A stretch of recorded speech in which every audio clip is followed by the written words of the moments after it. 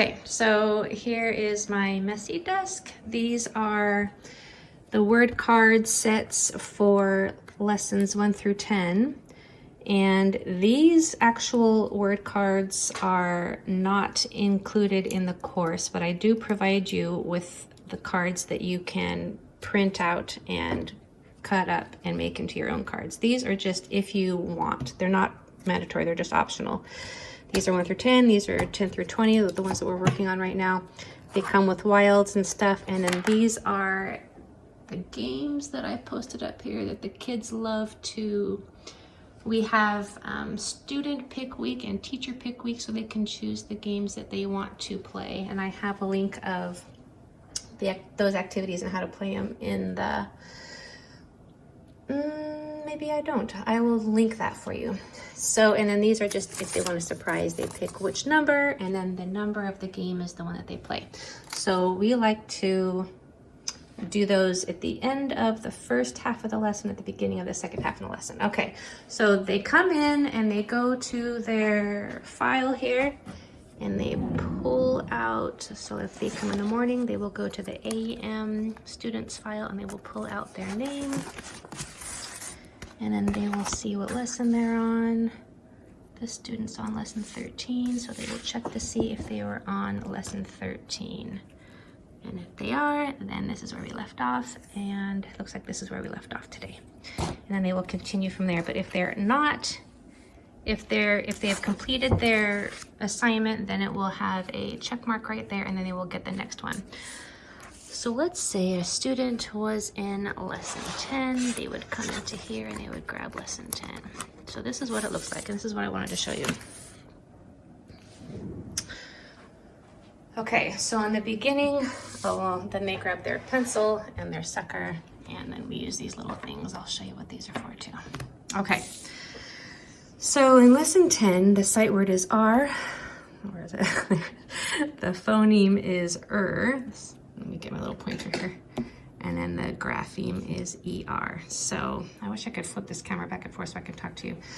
So lesson 10 is the 14th, this ER is the 14th most common grapheme and phoneme combination in English print. So that's why lesson 10 is the ER grapheme, because it's the next most common grapheme in print, and it's the 14th and not the 10th, because in lesson 1 they learned the first 5. Okay, so when you turn the page, this is your sight word page, the new sight word. They will read it, and then they will say all of the sight words, but they will circle the new one. We always circle sight words to remind them not to underline them or not to decode them or try to sound them out. They say them all, and they circle the new one, saying it a little bit louder to kind of staple it into their memory. And then they do that for this whole page. And then when they're done, they will go to sentence number 5 and 8, and they will circle it. And that's what we use these little tabs for. So they will go to the sentence page.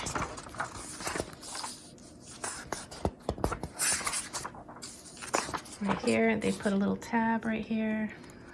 This is my left hand, this is not easy. So that they can turn back and forth to it easy. And then so on sentence 5, they will find the word R and they'll circle it. And on sentence 8, they'll find the word R and circle it. And then that's page 1.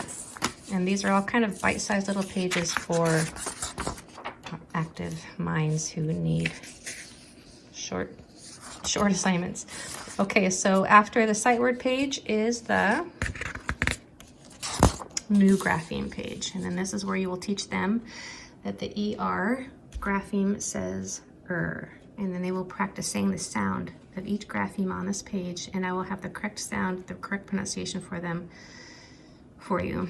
And then when they get to the ER, then they will say its sound so that they can review what they've already learned, and then they're adding the new one that they're learning for this lesson. That's what this page is.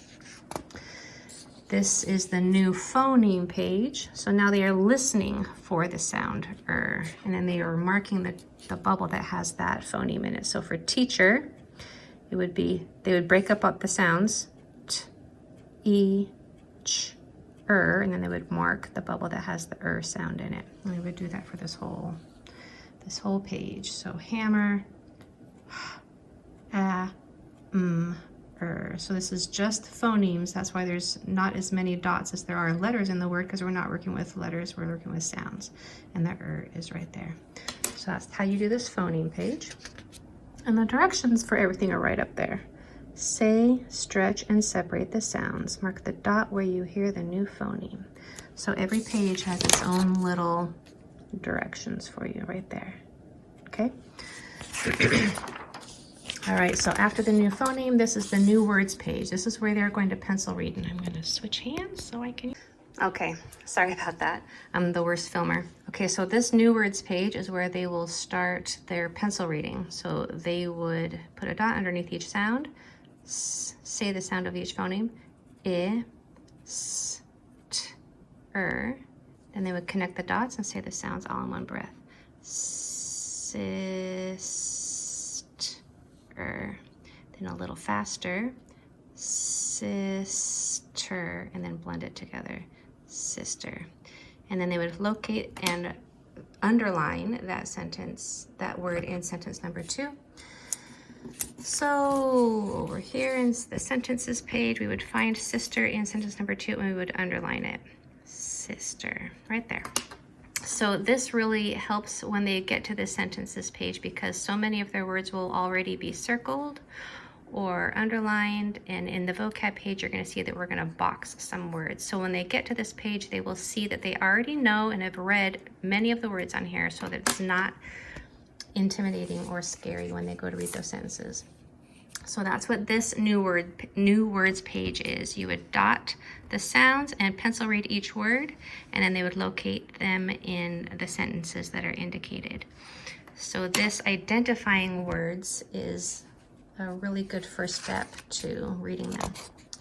Okay, the next page is the vocabulary page. This is where they would go ahead and, I was doing this before and then I messed up the video. That's why there's dots on there.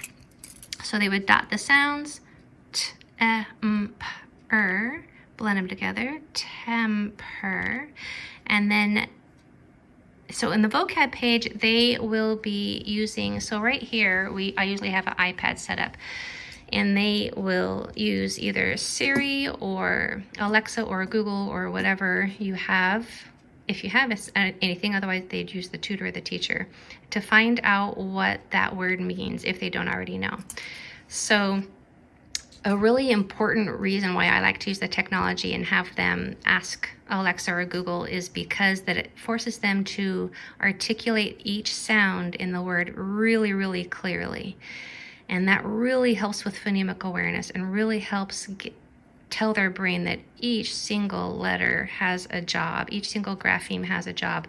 And if one of those isn't articulated correctly, then the Siri is not going to know which word you're trying to say. So it's a really good exercise. And then I usually have them draw a little picture if they need a little clue on what that word means, so that when they are reading it in the sentences, if they forget, they can come back to their vocab page and find out what that word means. So then after they have learned the meaning of the word, then they would go to the sentence 6, and then they would box it. So we box the vocab words. So in sentence 6, I would find temper and I would box it. So we box vocab words, we underline new words, and we circle the sight words. So when they get to their sentences page, instead of just being a lot of scary words on a page, they've seen that they've already mastered most of the words on here, and that it will not be intimidating, and they will be able to go in with a little bit more confidence and peace. Okay, so next I have, this is where we usually play our game. This is usually where we end a session with the game, but you, of course, would just do whatever is best for you and your student. You can end or begin wherever you feel is best. So this is where we would, I would have them, play 5 or 7 minutes of a game, 10 minutes if possible. Okay, but, oh yeah, so you probably don't have the words, but see, I can't remember what I've recorded in which video now. I've had to splice this together, but just in case I haven't gone over this yet, this is where I provide the words for you. So you don't have to get these. Those are just optional. These, I have 2 pages of the same words so that you will have the paired word cards, and you would just cut these into your own cards. You can just leave them just paper, or you can put them on index cards or whatever you want, but this will give them that additional practice in a fun setting. And they really, really look forward to these games, and they don't realize how much they're actually learning when they do it. So here are what the cards would look like. You would have to actually create the cards yourself, but here are the words already paired and doubled for you to cut out and use. I hope I've already talked about those. I think I have. Okay, so then if they come back for the next session, this is the sentences page. This is where the instructions say you read 1 sentence, then in number 2 it says draw, describe, and then by the time you get this, there's going to be an addition in here, act out or visualize using as many details as possible. Then you would read the sentence again, and then you'd repeat with each sentence. So they would, if you want them to, they would go make sure that they know all of the words in the sentence, just revisit the ones that they've already learned. Then as they're feeling more comfortable, they would read the sentence, and then they would choose if they want to draw, describe, act out. Visualize is for adult students, but draw, describe, or act out what the sentence is saying. And the kids really love this, and it really improves their comprehension when they can put it into a different part of their brain to really understand. Usually they'll have to go back here and they'll look at it in their mind. Okay, so if I'm going to draw this, I need to make sure I have the lantern in there and it's lit and it's in the attic, and it gets them reading the words more positive exposure. Then they have you know, a minute or so where they can describe it or act it out. The kids that act it out, they are hilarious. It's so fun to watch. And you also get some pretty good artists that like to use their creative talents when they get to sketch what's happening. And then the most important part of this is step 3, read the sentence a second time. So then they will come back and they will read it again, and it will be so much easier for them. And make sure you point that out, that look how much better you have read that the second time. And it was difficult for you just a few minutes ago, and now you can read those words so much better.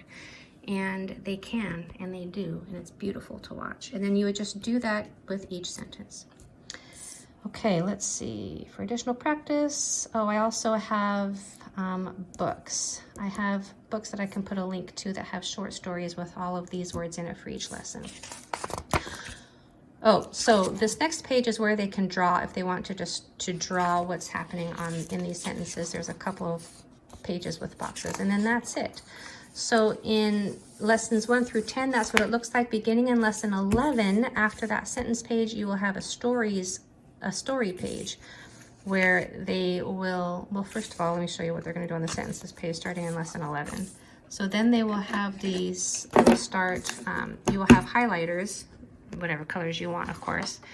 And then they will, with one color, they will highlight the subject of the sentence, or what it is, what or who the sentence is about. And then with another color, they will highlight the 2 most important details that they thought were essential for the sentence to make sense. And that just, again, gets them to read it more carefully. It improves their comprehension.